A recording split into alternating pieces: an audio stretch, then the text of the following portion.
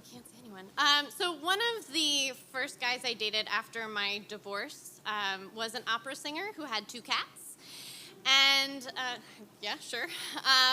And when we met, he was working on this show that he was both producing and going to perform in. And so I was getting excited, and he invited me to opening night. And I was really looking forward to this for several reasons. One, I wanted to see him perform. Talent turns me on. And I also was really excited because I was going to go home with him after and meet his cats. And if you don't know me, I am a little obsessed with animals. I have been known to cry if a dog is too fluffy or happens to be named Jessica. You can ask John Deere. But beforehand, he warned me. He said, I just want to give you a heads up. I'm hosting the cast party afterwards, so everyone's going to be coming back to mine. And also, when I perform, I get aggressively horny, which should have been like red flag number 1 right there. So I go to his show, and I watch him perform, and I'm very impressed. He's a very beautiful opera singer. So he's up there, and I'm just marveling, maybe getting a little turned on as he's singing that opera, or that aria. I'm getting aggressively horny.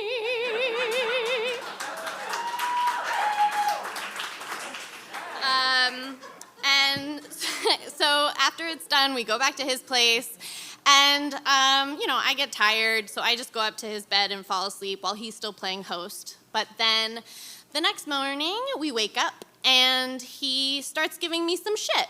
He's like, yo, you passed out early on me last night. And I was like, yeah, I was pretty tired, had a lot to drink. And then he started to allude how his post-performance horniness was still present.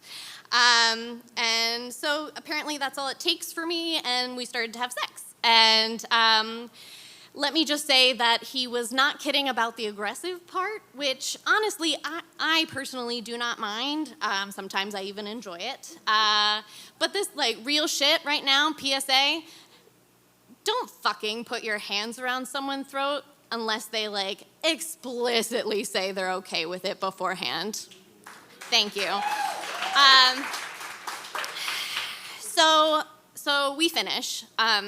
He finishes, and I go to the bathroom to pee. PSA number 2, pee after sex. And as I'm coming back, I'm hearing this voice from his room. He doesn't have roommates. It's just him. And so I'm like, okay. And I get closer, and I realize it's not his voice. Weird. So I start to push open the door, and I look around. And I just see it's just him and his 2 cats have now joined us. Okay.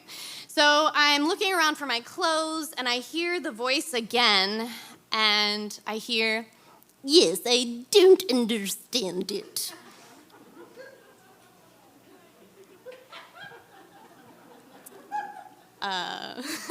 So I look up at this man, and I see where it's coming from. Yes, she just doesn't have one. We don't get it. So if you haven't picked up, he's talking as his cats right now. Yeah. He's not engaging with me at all. Only the cats are talking with me at this point. So I try to take it in stride, I hop back in bed, get a little cuddle time going, a little pillow talk, but he's not done. So he keeps going, yes, we just don't understand this, Dad. What is going on? And I ask him, the man, what? And again, he does not answer, but one of his cats does and says, yes, we are discussing tails.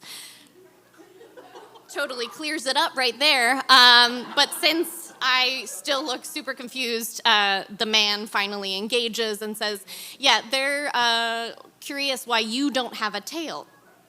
And then the cats come back in because as they are wont to do. And they said, yes, I have a tail.